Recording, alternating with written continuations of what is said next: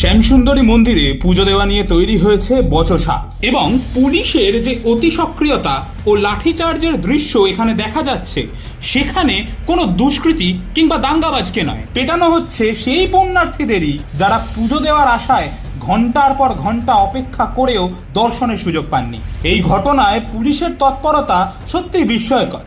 বিশ্বাস করাই কঠিন এই সেই ওয়েস্ট বেঙ্গল পুলিশ যারা মাত্র কয়েকদিন আগে এক বিশেষ সম্প্রদায়ের উন্মত্ত জনতার হাতে একজন সাংবাদিক এবং তার ক্যামেরা পার্সনকে হেনস্থার শিকার হতে দেখেও নীরব দর্শকের ভূমিকা পালন করছিল।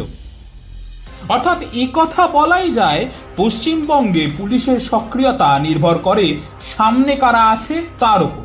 তাই শ্যামসুন্দরী মন্দিরে দর্শনের আশায় আসা নিরীহ পুণ্যার্থীদের ওপর লাঠিচার্জ করা যায়, কিন্তু একজন সাংবাদিককে আক্রমণকারী এক বিশেষ সম্প্রদায়ের উন্মত্ত জনতাকে নিয়ন্ত্রণ করা যায় না।